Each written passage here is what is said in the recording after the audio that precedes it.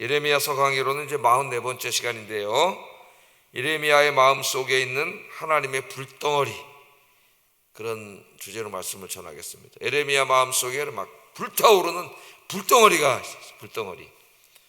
이제 하나님이 주신 사명의 불덩어리입니다. 그래서 오늘 말씀을 보면 이 힘든 가운데서도 이 뜨거운 불덩어리 때문에 이 사명을 감당할 수가 있었어요. 자, 예레미야는 선지자로 부름받아서 몇 년 동안 사역했다 그랬습니까? 40년 이상을 사역을 했습니다. 긴 시간을 사역을 했는데, 예레미야가 이제 사역하는 이 40년은 편안한 가운데 사역한 적이 없어요. 예레미야 매일매일 힘듭니다. 매일매일 하나님의 일을 하는데 너무 힘들어요. 오늘도 이제 그 이야기를 계속 하고 있잖아요. 심지어는 자기 난날을, 오늘 태어난 날을 저주하고, 자기 어머니가 자기를 뵌 어머니의 이 정말 그 뱃속을 저주하는 그런 이야기들이 오늘 나오고 있어요. 굉장히 힘든 가운데 이 사명을 감당을 했습니다. 그것도 1, 2년도 아니고 40년을 40년, 한번 생각을 해보세요, 여러분. 일주일만 이렇게 힘들어도 너무 힘든데, 사람이 40년 동안 하나님의 말씀을 계속 하나님 전하라 해서 전하는데, 그 하나님 말씀을 전한 다음에 무슨 사람들로부터 칭찬을 받고 명예가 올라가고 뭐 인기가 올라가고 인간적인 무슨 뭐 대접을 받고 이런 다음에는 누가 못하겠습니까? 40년 동안에 너무나 힘들었죠. 40년 동안 계속 힘들었어요, 하나님 일을 하면서. 그래서 오늘 본문에서는 태어난 날을 저주하기도 했습니다. 또 어떤 때는 사명을 포기하려고도 했다 그랬어요. 그것도 오늘 고백을 하고 있어요. 그럼에도 불구하고 이 예레미야가 포기하지 않고 40년 동안 하나님의 주신 사명을 끝까지 감당했는데, 무엇이 이것을 가능하게 했느냐? 오늘 여기에 대해서 좀 말씀을 증거하려고 합니다. 그게 이제 불덩이라고 얘기를 하고 있는데요. 불덩이. 자, 오늘 본문을 좀 보겠어요. 오늘 본문은 예레미야의 탄식으로 시작합니다. 탄식. 7절 8절이죠. 읽어보겠습니다. 여호와여, 주께서 나를 권유하심으로 내가 그 권유를 받아 싸우며, 주께서 나보다 강하사 이기셨으므로 내가 조롱거리가 되니 사람마다 종일토록 나를 조롱하나이다. 내가 말할 때마다 외치며 파멸과 멸망을 선포하므로 여호와의 말씀으로 말미암아 내가 종일토록 치욕과 모욕거리가 됨이니이다. 이렇게 말씀을 하고 있습니다. 예레미야는 지금 하나님의 일을 하는데 너무 힘이 듭니다. 자신이 하나님 말씀을 전할 때마다 사람들로부터 조롱을 받습니다. 아멘 그래야 이제 설교하는 사람이 힘이 나는데, 아멘 안 해도 좀 힘이 빠질 수가 있는데 조롱을 받아요, 설교를 할 때마다. 자, 이렇게 계속 이런 것이 매일 힘들다 보니까 오늘 이제 여기 이 7절 8절에 보면은 하나님께 대한 서운한 마음이 들었던 것 같아요. 하나님께 대한. 그래서 하나님에 대해서 좀 원망조의 말을 하고 있습니다, 오늘 예레미야가. 자, 나는, 자기는 어떻게 선지자가 됐어요? 하나님의 권유로 선지자가 됐다 그래요. 이 권유하다는 말은 속이다는 뜻도 있어서, 어떤 주석자는 하나님이 나를 속이셨다고 번역하는 사람도 있는데 좀 지나친 번역이 아닌가 하는 생각이 들어요. 하나님에 대해서 막 엄청나게 이제 원망을 하는 말로 번역하는 사람도 있습니다.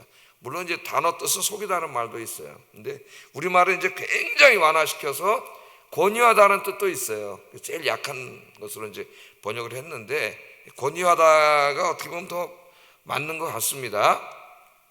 자, 하나님이 권유를 해서 선지자가 됐잖아요. 그래서 하나님의 말씀을 전했습니다. 우리 예레미야서 1장 보면은 예레미야 소명 기사가 나오죠. 하나님께서 예레미야를 불렀죠. 내가 너를 내 입으로 세웠다 그랬습니다.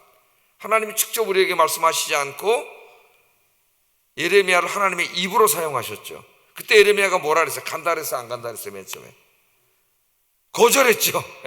그 일이 너무나 힘든 일임을 알았기 때문에 거절했어요. 나는 아이라 말할 줄 모릅니다, 하나님. 그랬죠. 실제로 나이가 젊기도 했지만은 너무 힘든 일이기 때문에 안 하려고 그랬어요. 나는 아이라 말할 줄도 모르는 사람이고 그런 일에 적합한 사람도 아닙니다. 그런데 하나님께서 세웠죠. 강권해서 세웠습니다. 지금 그 이야기를 하고 있는 거예요. 왜 나를 그렇게 했냐는 거예요. 내가 안 하려고 했는데 왜 나를 하나님께서 이렇게 강권적으로 강권하셔가지고 나를 이렇게 선지자로 세워놓고 이 사명을 감당할 때마다 이렇게 힘들게 하십니까, 하나님? 그렇게 하나님께 막 하소연을 하고 있습니다. 자, 예레미야는 하나님께 순종해서 열심히 말씀을 전했지만 그 결과는 조롱과 고통이었어요. 그래서 오늘 그 막 하나님께 대한 그 서운한 마음을 너무 힘드니까 막 하나님 앞에 쏟아놓는 거예요. 자기의 마음을. 늘 그래 제가 말씀하지만은 그러니까 나도 하나님한테 이렇게 해야지. 물론 힘들 때는 그렇게 할 수도 있지만은 모범적인 그런 것은 아니에요. 예레미야의 이 하나님의 쏟아놓음을 통해서 우리 인간의 연약한 모습을 하나님이 그대로 보여주십니다. 솔직하게 예레미야가 다 이걸 쏟아놨어요.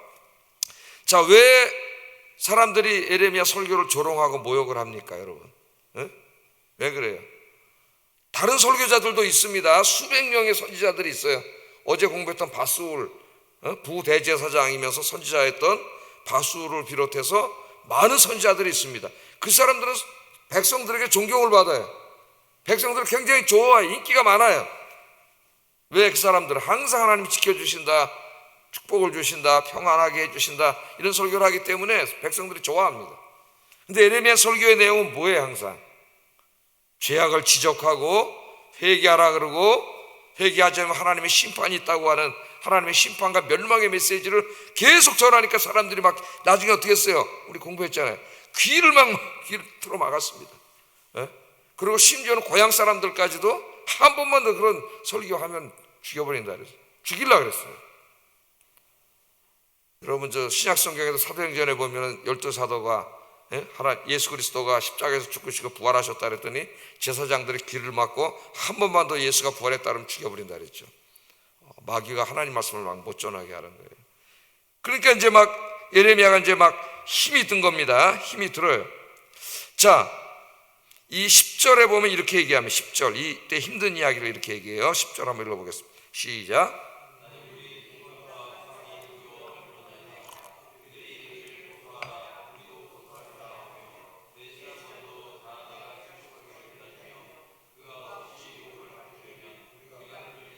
우리 원수를 갚자 하나이다.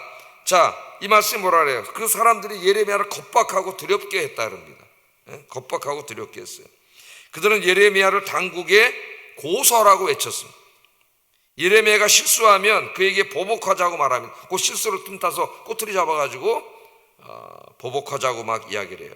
근데 더욱 힘든 건 뭐냐면은 자기를 해하고 조롱하는 그 사람들 속에 자기의 친한 친구들이 있다는 거예요. 자기 친한 친구들, 어려서부터 함께 자란 친구들도 자기를 해하려고 한다. 오늘 그렇게 얘기합니다. 그래서 너무 힘들어가지고 어떤 때는 자기를 뵌 어머니의 태와 자기가 태어난 날을 저주해요. 저주. 너무 힘들었어. 그 고통이 이루 말할 수가 없었기 때문에 저주하는 내용이 14절 18절에 길게 나오죠. 내 생일이 저주를 받았다면, 나의 어머니가 나를 낳던 날이 복이 없었다면, 나의 아버지에게 소식을 전하여 이르기를 당신이 득남하였다 하여 아버지를 즐겁게 하던 자가 저주를 받았다면, 그러니까 자기 태어났다고, 아들 태어났다고 기쁜 소식을 아버지에게 전해준 사람까지도 원망을 하는 거예요. 그 사람은 여호와께서 무너뜨리시고 후회하지 아니하신 성읍같이 되었다면, 그가 아침에는 부르짖는 소리, 낮에는 떠드는 소리를 듣게 하였다면 좋을 뻔하였나니, 이는 그가 나를 태에서 죽이지 아니하셨으며 나의 어머니를 내 무덤이 되지 않게 하셨으며 그의 배가 부른 채로 항상 잊지 않게 하신 까닭이로다. 어찌하여 내가 태에서 나와서 고생과 슬픔을 보며 나를 부끄러움으로 보내는 거 아니라. 그러니까 차라리 내 어머니가 나를 뵀을 때 하나님께서 내 어머니의 뱃속에서 나를 그냥 죽여가지고 어머니의 뱃속이 내 무덤이 되게 하시지, 왜 나를 이 땅에 태어나게 하셔가지고 또 선지자까지 시켜가지고 이 고생을 다 하게 하십니까? 왜 내가 선지자를 안 한다 그랬는데 왜 강권해서 시켜가지고 나를 강제로 선지자로 시켜놓고 이 고생을 하게 하십니까? 하고 막 너무 힘드니까 하나님 앞에 그냥 자기 속마음을 다 쏟아놓는 거예요. 하나님 앞에. 자, 그래서 오늘 오늘 말씀 보면은 예레미야 이 포기하려고 했어. 내 이제 못하겠습니다. 도저히 너무 힘들어서 못하겠습니다. 그런 마음을 먹을 때마다 뭐라 그래요? 하나님의 말씀을 전하지 않고는 견딜 수 없는, 전하지 않고는 견딜 수 없는 막 뜨거운 불덩이가 자기 마음속에 있었다, 그렇게 얘기를 합니다. 그러니까 인간적으로 도저히 할 수가 없어요. 막 하나님한테도 막 원망을 하고 막 그렇잖아요. 주의 일하면서 우리가 주의 일하면서 그렇게 힘들어 본 적은 없죠. 물론 힘들 때도 있지만은 자, 견딜 수 없는 불덩이가 있어서 이 말을 전하지 않으면 답답해서 견딜 수가 없다 그랬습니다. 그 불덩이는 누가 준 불덩이일까요? 하나님이 주신 사명의 불덩이죠. 9절 한번 읽어보겠습니다. 시작. 그의 이름을 말하지 아니하리라 하면 나의 마음이 불붙는 것 같아서 골수에 사무치니 답답하여 견딜 수가 없습니다. 전하지 않고는 견딜 수가 없어요. 너무 힘들어서 이제 못해 먹겠습니다. 그만하겠습니다. 그런데 그러면은 이 안에 이 하나님이 주신 말씀의 불덩이가 막 타올라가지고 이게 막 골수까지 막 다 태운다 그랬어요. 이 불덩이가 있어서 이 말을 바깥으로 토해내지 않으면 막 답답해서 내가 견딜 수가 없습니다. 견딜 수가 없습니다. 예레미야가 그렇게 이야기합니다. 저도 아침에 오늘 굉장히 일찍 일어났어요. 제가 그래가지고 한 4시쯤에 교회 오다 한혜수 권사님을 만나서 둘이 내가 문을 열고 이제 들어왔어요. 너무 일찍 와가지고 4시에 와가지고 그래서 오늘 아침에 이미 기도를 다 했어요. 설교하기 전에. 자, 이 마음이 불붙는 것 같아서 견딜 수가 없다는, 이 와서 기도를 하면서 이 불덩이를 위해서 기도를 많이 했어요. 제가 막 이제 신학교를 가고 막 진리에 대한 막 열망이 있고 또 목회할 때 이제 말씀에 대한 불덩이가 있어서 막 전하던 그 뜨거운 이 사명과 이 말씀의 불덩이가 내 마음속에 다시 확 타올라서 예레미야처럼 이 막 전하고 싶은 마음과 전하지 않고는 견딜 수 없는 마음이 막 끓어오르게 하여 주시옵소서. 그래 기도했다니까요. 여러분도 그렇게 기도하시기를 주의 이름으로 축복합니다. 목회자가 이 불덩이가 없이 설교를 한다면은 거짓말이죠. 사꾼이에요, 사꾼. 그냥 공부해가지고 와가지고 그냥 이렇게 아무 힘도 없이 그냥 몇 개 적어 갖고 와서 자기도 그 말씀에 감화와 감동이 없이 이렇게 전한다면은 그 말씀에 무슨 감동이 있고 그 사람이 어떻게 진정한 목회자가 될 수가 있겠어요? 막 설교를 준비하면서 먼저 그 말씀이 막 자기 마음에 요동치고 이 말씀이 자기를 감동시키고 막 뜨겁게 하고 그래야 이 말씀이 쏟아져 나올 때 영적인 가마력이 확 나오고. 그래서 제가 이게 부족한 것 같아서 그냥 막 하나님 앞에 아침에 간절히 기도했습니다. 우리 마음에 오늘 아침에 기도해야 되는데 이 불덩이가 식어지지 않도록 기도하시기 바랍니다. 뭐 우리에게 다 맡겨진 사명은 다릅니다. 하나님께서. 그러나 모든 그리스도인은 사명자예요. 모든 그리스도인은. 우리는 단지 내가 하고 있는 일, 그 일도 밥 먹고 살기 위해서 하나님 주신 것만은 아닙니다. 그 일을 통해서 하나님이 이루고자 하시는 일들이 있어요. 또 교회에 오면 하나님 교회 안에서 맡겨준 일들이 있고 우리 모든 그리스도인들에게 주신 사명은 복음을 전하는 사명이에요. 복음. 이 복음의 이 불덩어리가 불타오르기를 주의 이름으로 축복합니다. 전하지 않고는, 전도하지 않고는, 복음을 말하지 않고는 견딜 수 없는 이 불덩이와 답답함이 우리 마음속에 불타오르기를 주의 이름으로 축복합니다. 그래서 지나가는 사람 보면 전도해야 되는데 불쌍하잖아요.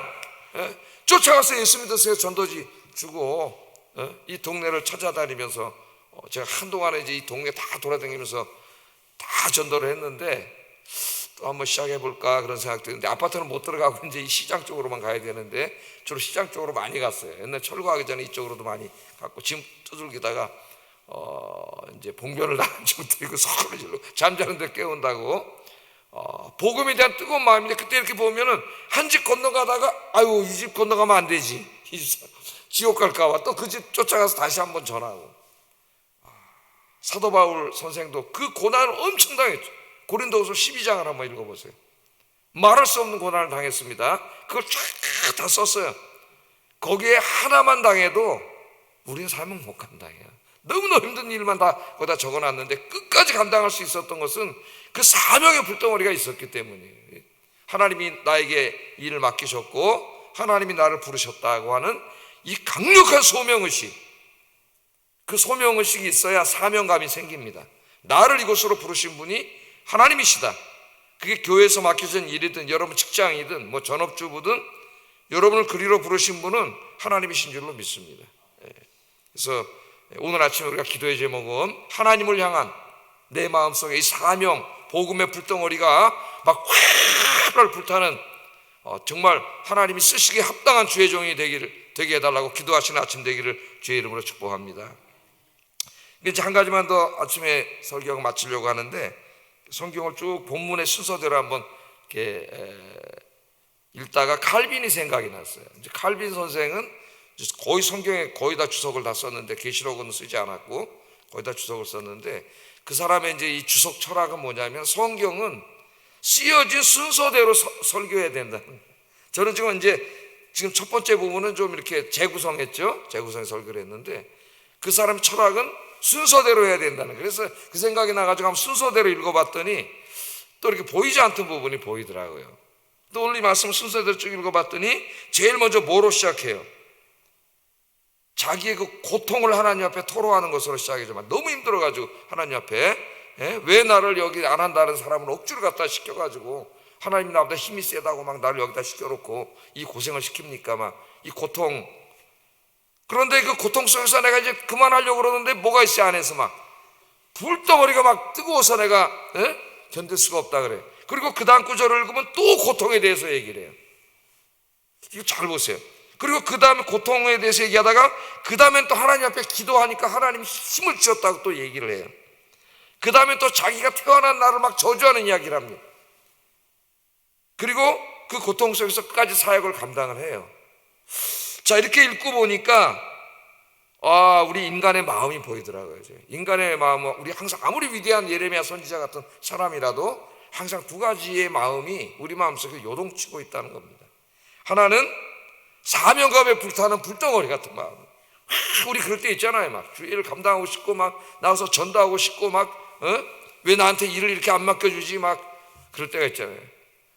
저희 목사도 막 은혜 받을 때는 막 제가 일주일에 설교나 8편만 이렇게 하는데도 어떨 때는 막 더 하고 싶고 막 설교 아이디어가 막 떠오르고 막 그럴 때가 있어요. 목회자는 그래야 되죠. 우리 성도님들이 늘 말씀의 샘이 마르지 않게 해달라고 기도를 해주셔가지고 말씀의 샘이 안 마르고 있어요. 그래서 하나님 설교를 하는데 또 어떨 때는 조금 슬럼프가 올 때도 있습니다. 사실 여기 조침할 때도 있고 좀 힘든 일이 올 때도 있고 그렇게 했어요. 그래서 사명감에 불타는 마음, 그 마음이 우리 마음속에 있고 때로는 좀 의기소침하고 해지는 연약한 마음도 있어요. 이 예레미야도 지금 이 두 마음이 계속 교차되는 걸로 나옵니다. 오늘 본문에 계속 교차되는 걸로 나와요. 그러니까 이거는 뭐 내가 믿음이 약해서 그런 게 아니라 우리 인간의 연약함이 아닌가 그런 생각이 들어요. 연약함이 아닌가. 그런데 어떤 사람은 이제 사명감이 막 있고 뜨거워질 때는 열심히 하는데 이게 조금 힘든 일이 생기면은 어떻게 포기해버려. 안 하려고 그래요. 그런 사람이 있고 오늘 예레미야는 엄청난 힘든 일이 왔지만은 어떻게 했어요? 하나님 앞에 기도했잖아요. 하나님 앞에 기도하고 의지했습니다. 그 내용이 11절에 나와요. 11절 한번 읽어보겠습니다. 11절 시작. 나와 함께 하심으로 나를 박해하는 자들이 넘어지고 이기지 못할 것이오며 그들은 지혜롭게 행하지 못함으로 큰 치욕을 당하오리니 그 치욕은 길이 잊지 못할 것이니이다. 그러나 여호와는 두려운 용사 같으시며 나와 함께 하시는 분입니다. 그 고통 속에서 기도하는 거죠. 그 고통 속에서는 누구나 약해질 수밖에 없고 포기하고 싶을 수밖에 없고 쓰러질 수밖에 없어요. 우리 모든 어떤 사람 그냥 그렇게 쓰러지는 거예요.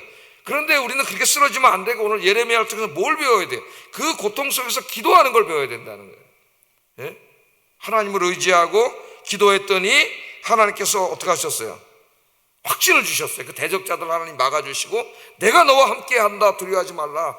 하나님 힘을 주셔서 하나님 힘을 주심으로 사역을 감당할 수가 있습니다. 그래서 13절에 보면 기도가 이 찬양으로 끝나요. 여호와께 노래하라. 너희는 여호와를 찬양하라. 가난한 자의 생명을 행악자의 손에서 구원하셨음이니라. 구원하셨습니다.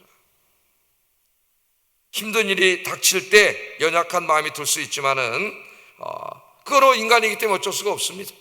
그러나 그때 내려놓지 말고 포기하지 말고 누가 계셔요? 하나님 살아계셔요. 하나님 살아. 예레미야처럼 하나님 붙잡고 기도하면은 이 사명을 감당할 수 있는 새로운 힘을 하나님이 주실 줄 믿습니다. 주님 나라 가실 때까지 이 사명 잘 감당하는 여러분 되기를 주의 이름으로 축복합니다. 기도하겠습니다. 두 가지를 기도합니다. 나의 마음속에 하나님이 주신 사명의 불덩이, 복음의 불덩이가 항상 활활 불타오르게 하소서. 두 번째, 하나님의 일을 감당할 때 힘든 일이 있을 수 있지만 하나님을 의지하고 기도하면서 끝까지 감당하게 하소서. 기도하겠습니다.